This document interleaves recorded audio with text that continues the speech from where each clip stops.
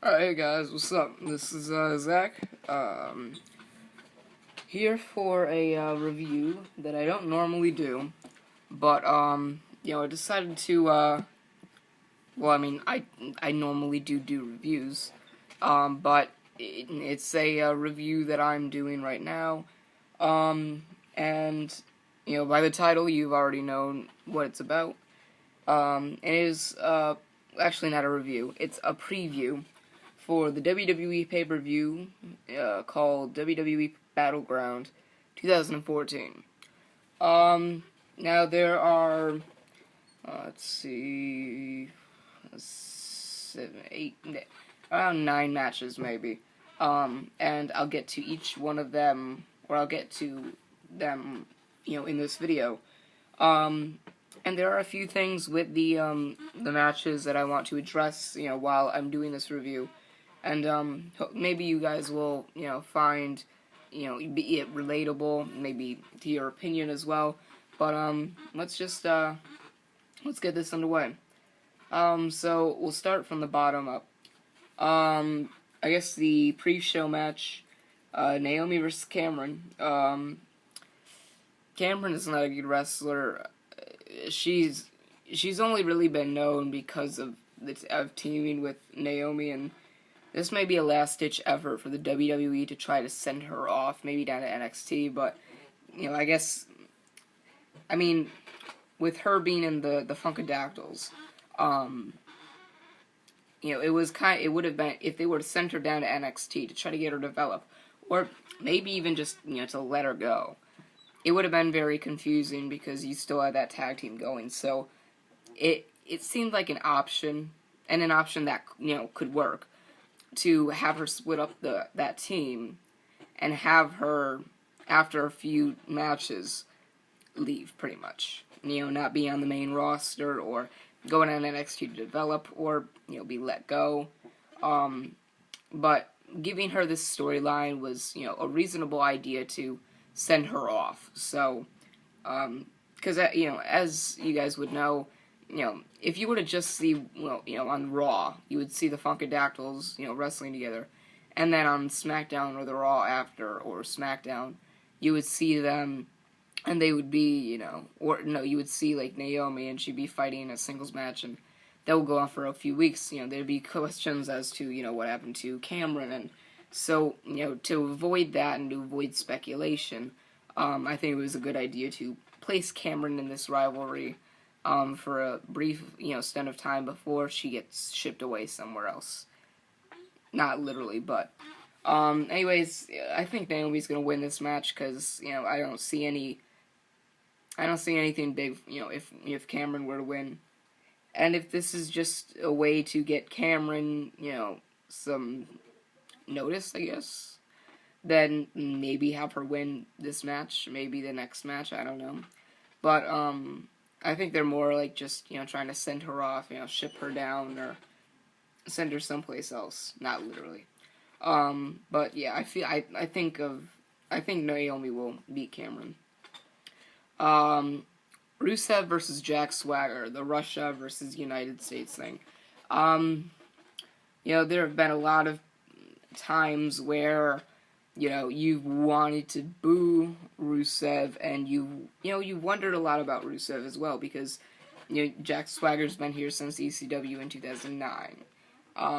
Rusev just kind of debuted here, so he's kind of still making a name for himself, and you're kind of waiting until he gets taken down. And Jack Swagger's at least going to win a match, because it's the United States versus Russia detente. I'm sorry, I shouldn't say detente. But it's a United States versus Russia match. And with that match, you kind of have to have the United States win at least a match.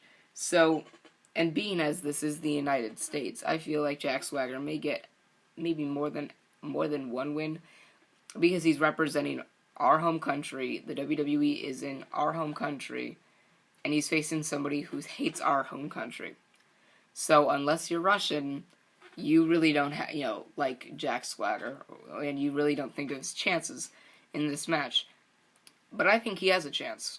maybe not in this match. Maybe they would let Rusev win this match, and then have Jack Swagger win at SummerSlam, because SummerSlam is a bigger pay-per-view than Battleground. So giving him the win on a higher platform would really put United States over Russia.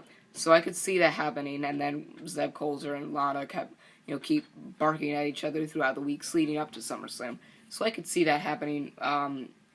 In this match, I'd have to pick Rusev to win because, having the United States, go into battle and win at a higher platform than another country, then, that's a great way to even up the odds and then put them in the real correct, order. Because even if you're Russian and you do agree with Rusev, you're still, and you're living in the United States, you're still in our home country. You're still living under our laws, our rules. You're still citizens of this state, country. Your leader is still the president of the United States, Barack Obama, not Vladimir Putin. You have a left-handed president, and you're using our system, our law, our judicial system, and you're using, once again, all the laws. You're registered in the United States unless you're an illegal immigrant. In that case, you're pretty much still in our home country. So, whether you like it or not, and you live in the United States, and you agree with what Rusev is saying, it doesn't matter. You're still living under our roof, our rules. So, I would just, I would if I were that kind of person, I would just shut my mouth, because that is what causes a lot of trouble, especially with people you don't know and really don't want to fuck with. So, my prediction, Rusev to win this match, and then Swagger to win at SummerSlam. Dean Ambrose and Seth Rollins. Back at Raw, when Rollins tweaked his knee or something, I saw him go over the top rope and then land on the apron or so, or on the ground, and kind of lift up his knee and kind of hold it as he fell back. And so as I saw the medical examiner running down the other side of the ring, I'm thinking, alright, well, I think that this was supposed to be an attempt for Rollins to cash in the Money in the Bank, and Ambrose would still be here. He would just, stop him from it. He must have tweaked his knee or something, so that's what had to cause Plan B, actual Plan B on Raw, which was Roman Reigns taking control again, because I don't think they would have done that before Money in the Bank and then do it again before Battleground, because, even the people who, don't really know too much about what the WWE's plans are, but watch it a lot, they would still know that Roman Reigns just started, so he won't really, didn't just start, but he was just added to the main event picture, so it's obvious he's not going to win it, so they wouldn't have done it at this past Raw, because they've already done it in the past, trying to make him look bigger, but, doing it before another pay-per-view, directly after that one, is just, it's kind of like, that was just a backup plan if needed, and apparently it was needed, so it kind of made Roman Reigns look strong to some people, but really kind of butchered his momentum down. Frankly, because of, of the way it ended, and the way, it had ended a month ago as well. But back to the match, Seth Rollins apparently is fine, and he will be facing Dean Ambrose at the pay-per-view.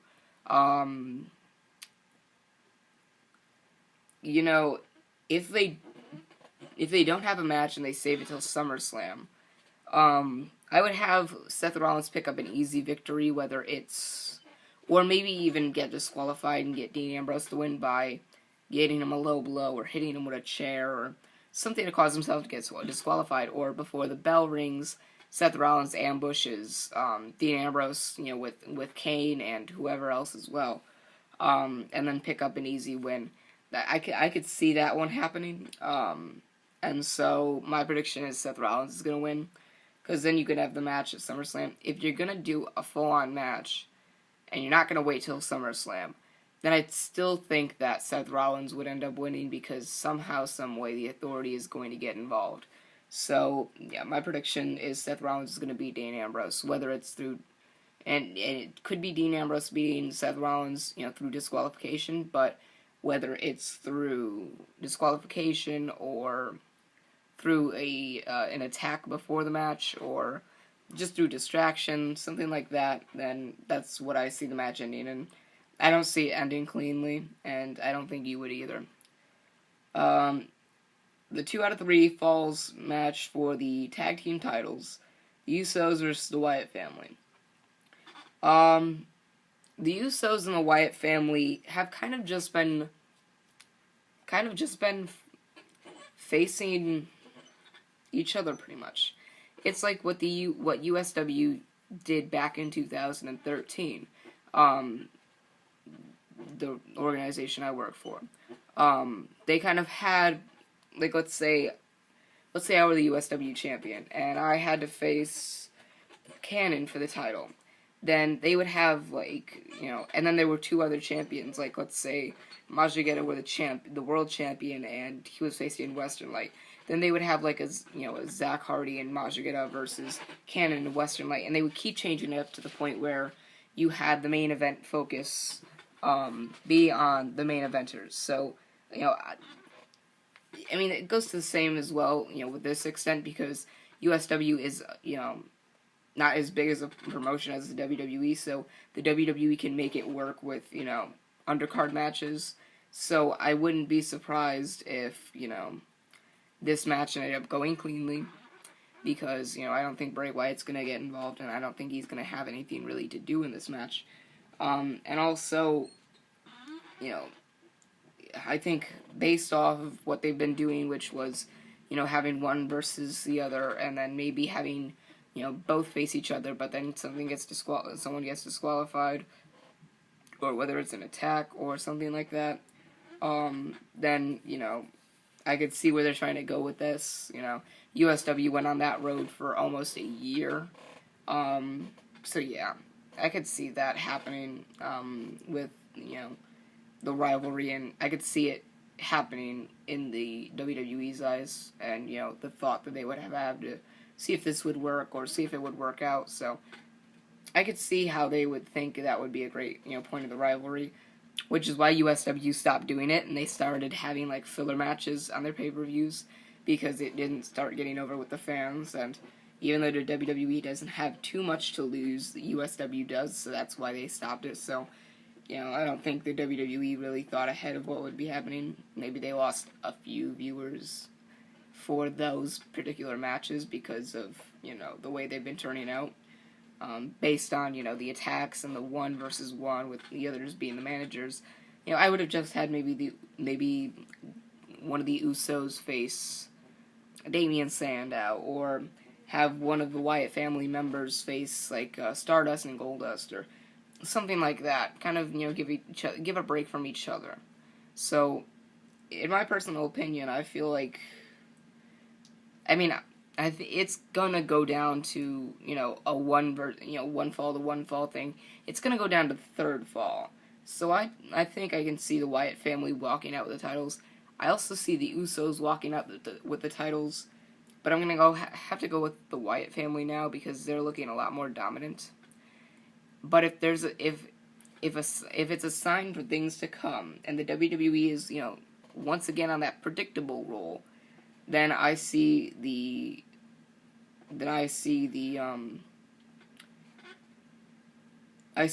Wyatt family losing to the Usos, because of the fact that the Wyatt family got the last laugh on Raw. So that means, the Usos get the win here. And also that kind of thing where the bad guy wins the first match, the good guy wins the second, the bad guy wins the third. I think, considering this rivalry has had a match before, and it's not like the Dean Ambrose versus Seth Rollins, or the Rusev versus Jack Swagger thing. I feel like it's kind of a matter of, opinion and of statistics, I guess, and it's not like one of those, you got the last laugh. I think it's more towards you got the last laugh than the bad guys win the first, and the good guys win the second, and the bad guys win the third. So I don't think that whole first, second, and third thing really applies, but I do feel like the last laugh applies. So if the Usos would win, the sign would probably have been when the Wyatt family got the last laugh on Raw. So, giving the Usos the last laugh anyway. The Divas Championship, AJ Lee versus Paige. I haven't really put in too much thought about this. I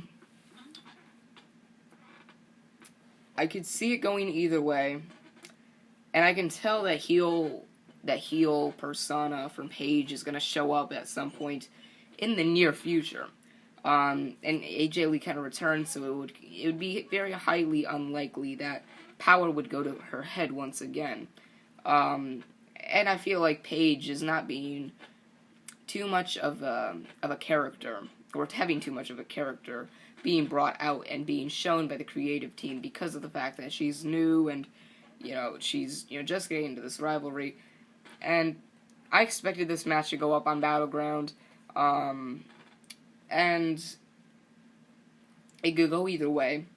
AJ Lee could win the championship, or could retain, kind of as the WWE wanting to go on that role of, well, let's see, if you were to win the match, then we could do this, and we could do that.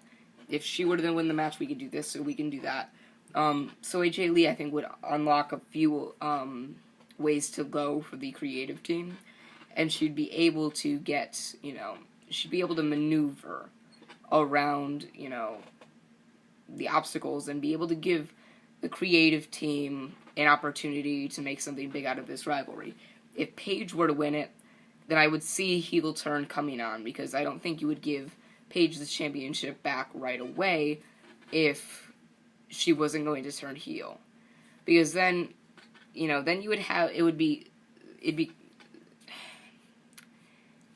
if Paige were to win the title, and it wouldn't look like she would have a heel turn, it would look like AJ would have a heel turn, because I don't think the WWE is stupid enough to have a face versus face or a heel versus heel match, because you know what happened to that with WrestleMania. You had Batista and Randy Orton. You added Daniel Bryan, and I think the WWE already wanted to have Batista versus Orton, but they knew that that WrestleMania, being as USW's Called Greatness 9, was even more anticipated based on votes, than WrestleMania. I think, based on, because it was a heel versus heel thing, that they had to add something that the fans would enjoy. So I think that, if they did it, and if it has a face versus face or a heel versus heel thing, then I feel, I would think the WWE would just be kind of stupid, going in this rivalry, and just have no taste in what they could have done. And, I know how hard of a job it is. And I've been around people who know how hard the job is. But, it's hard to book the matches and to get them, the way that they're supposed to go. But I don't think it's too hard to find some potential in some people. So, find the potential in Paige. Or if you need some other places to go, then have AJ Lee win it and unlock some, other places for you to roam and kind of get your head and mind straightened out for this, hopefully rivalry. If AJ Lee were to win, then she would unlock a few other places for the creative team to set their minds to, or really decide, this is where we want to go, and kind of give them a wider range of options, or a more range of options. If Paige were to win it, then I would see a heel turn, and I would see that heel versus face character and heel versus face rivalry, which is something you really want to have. And also, I feel, considering this is the first match, and they haven't really met before, I feel like this is once again going to be the bad guy wins the first match, good guy wins the second match, and bad guy wins the third match. But here's the thing, who's going to be the good guy, who's going to be the bad guy? That's what the WWE needs to decide. And unless you have that thought out, then I'm telling you, don't you dare think of, it's a good guy, it's, first, second, and third. That's what I'm going to call that rule. Good guy first, second, bad guy second, or bad guy first, good guy second, bad guy third. I'm going to call it the first, second, and third. So, don't do that first, second, and third unless you have it in your mind, or unless it's obvious. Don't do that unless you know who's going to be face, who's going to be heel, and what you're going to do with that rivalry. Because you can go many ways with AJ Lee and Paige. If you want, go back in history and, look at Trish Stratus and Lita. Maybe rewrite a few things, change it up a little bit, maybe keep some things the same, and just go all out with it. Paige has been developing since she came in, and so I think she can, live up to the expectations, and I feel like you can do a lot with this rivalry. And, AJ can really bring it with the intensity, I guess, and Paige can bring it with that character. So you can have that fresh diva rivalry. So, yeah. I see it being a first, second, and third kind of way, but I can't really make a clear prediction because I don't know who's going to be the face and who's going to be the heel. In my opinion, though, I see AJ Lee winning this match. Either that, or Paige winning this match, and AJ Lee winning at SummerSlam. So just keep, switching up the titles. That's what I feel like the WWE is going to do.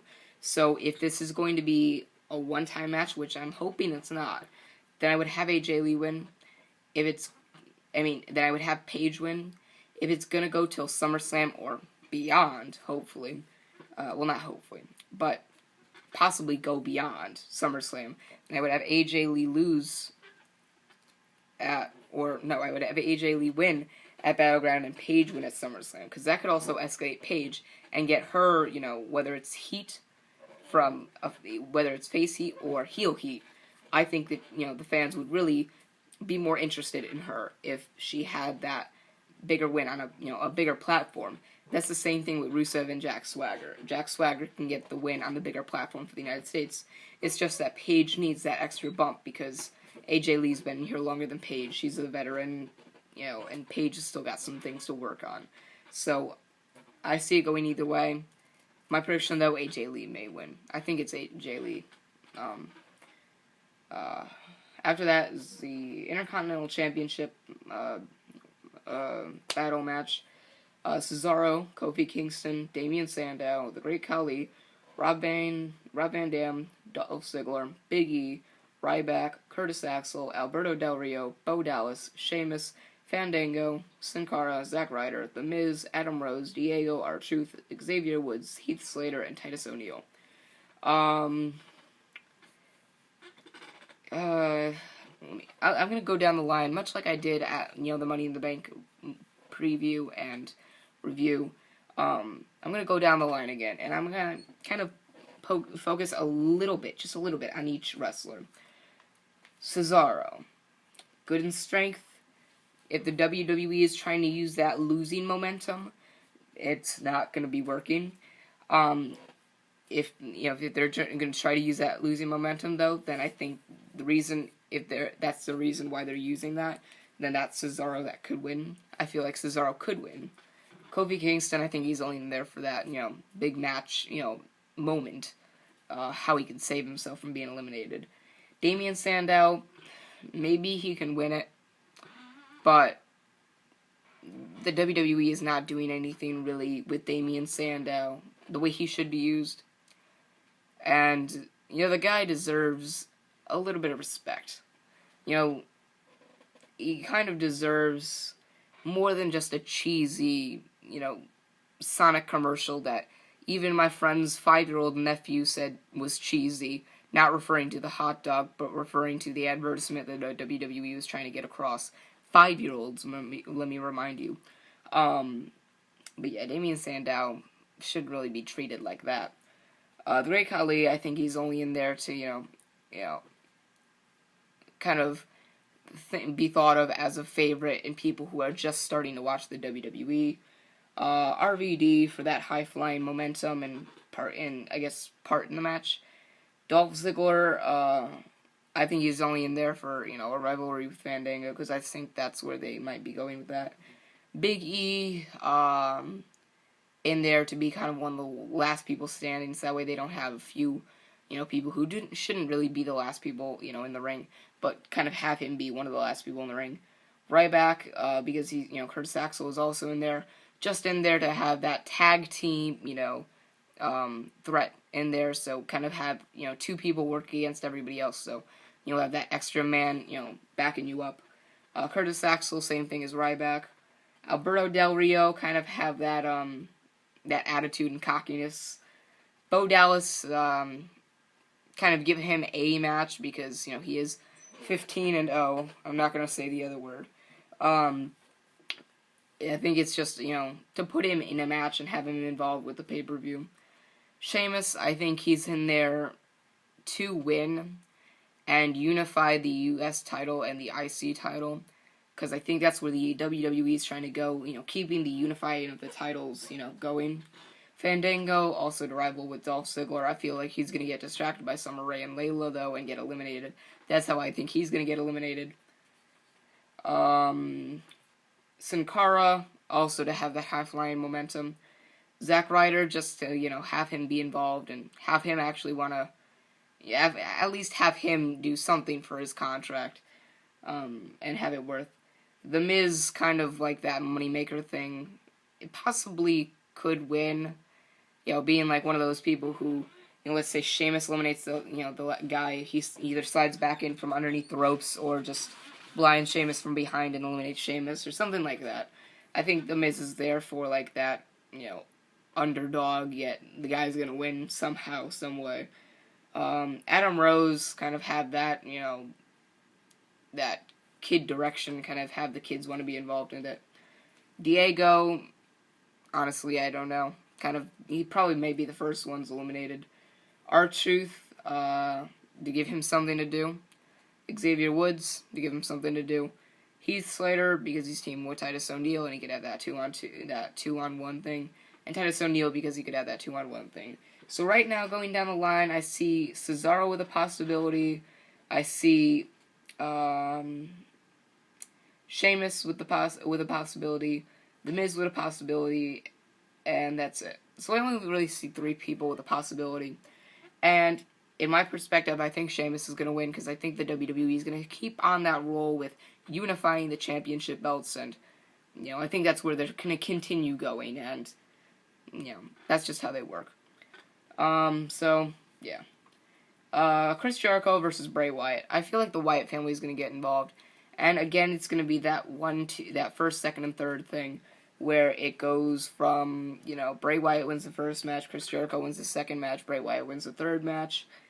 And in this case, you know who the bad guy and the good guy is. Jericho's returning as the good guy, and Bray Wyatt is the bad guy. And, I feel like Bray Wyatt is going to win, the first match at Battleground because he does have the Wyatt family, on his side, and he can get them to interfere. And I think that's what's going to happen. I think it's either going to be a disqualification finish, or Jericho's going to lose, by getting distracted by the Wyatt family, and then he's going to get attacked afterwards. So my prediction is Bray Wyatt's going to win this match. They can have, if I were the WWE, and I don't hope, maybe they're watching. If they are, then, take these words from me. Bray Wyatt and Chris Jericho, you've got to give them this storyline, this really great, gripping storyline. These two can have great promos, great segments, you can have great interviews.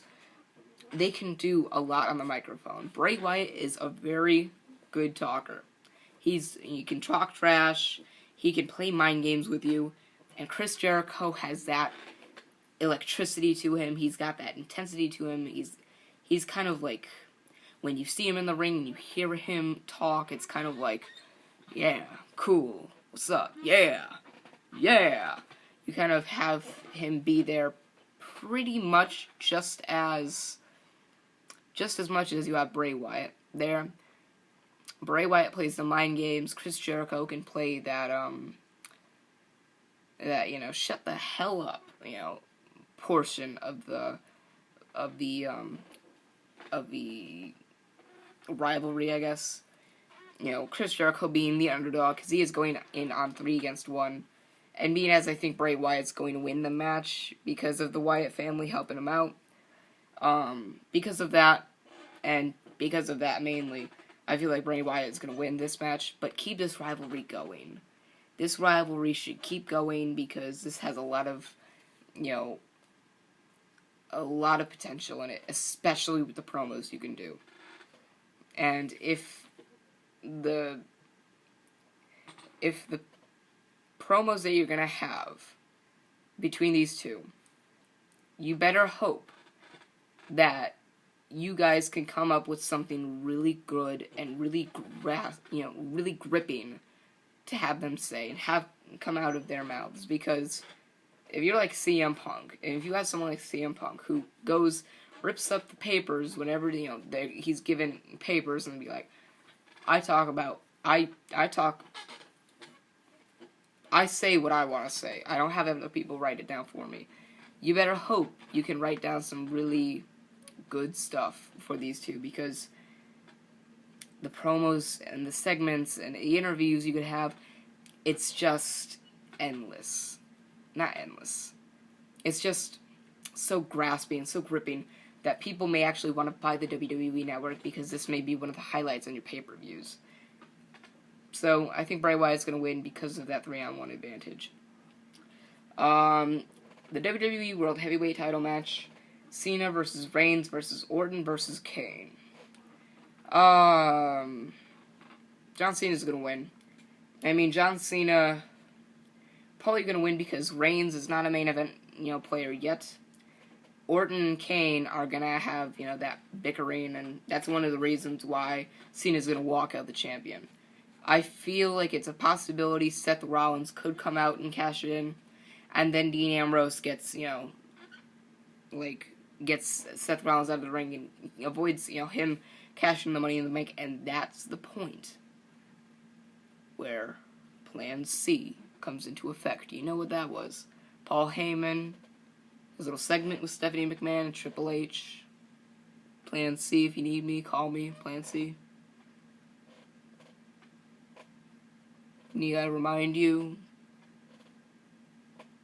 former WWE champion, former UFC heavyweight champion, conquered the Octagon, conquered the Undertaker's undefeated streak at WrestleMania, with the one behind the one in 21-1 by his side. Need I remind you anymore? The one who broke Triple H's arm, broke Shawn Michaels' arm, got into a realistic fight with John Cena on Raw, busted his mouth open. The one that everybody cheered for when John Cena tried to claw at The Rock the night after WrestleMania, yet Brock Lesnar came out and F5'd him. Oh, I just gave it away. I'll just tell you right away, because you already know what I just said. Brock Lesnar. I feel like Brock Lesnar is going to come back and beat down on Cena. That way, Roman Reigns can do his own thing, possibly team up with Dean Ambrose, maybe, or go in against Kane and Orton and go in that three-way rivalry, and then have John Cena and Brock Lesnar face off at SummerSlam, because you need a match. Daniel Bryan's not there, so you need that star power, you need that, that build-up. They may hate Brock Lesnar for conquering the Undertaker streak, but they're going to love him compared to John Cena. So, my prediction, John Cena's going to win, Brock Lesnar's going to come back, he's going to beat the shit out of Cena, and then walk into SummerSlam with the championship match against Cena. That's how I picture it going, and that's how I feel, and that's what I think has a good chance of happening. So, based off my predictions, I'll go down them one more time. Naomi beat Cameron, Rusev beat Jack Swagger, Seth Rollins beat Ambrose, Wyatt family beat Usos, AJ Lee beat Paige, Sheamus beat the other 19 guys, Bray Wyatt beat Jericho and Cena win the title, and then Brock Lesnar come back. So, yeah. And it's very, very, very hard to imagine CM Punk coming back. I mean, it's easy to think about it, but it's hard to really imagine it happening, because I don't think CM Punk is going to come back, so I don't think that's option C. So, you gotta go, you gotta get what you gotta get, and you gotta do whatever you can with whatever you're given. So, hopefully the WWE can make this worth watching. Maybe the next time a free trial comes out, I'll watch it, because right now, I'm not going to go and subscribe to it with 6 months because throughout all the things that I've used my money on and the contracts I've signed up for, they've not been worth it. AT&T has not been worth it. Whatever else contracts I've signed, the lease to my house or my apartment, whatever, that I guess was kind of worth it. And so is the car thing.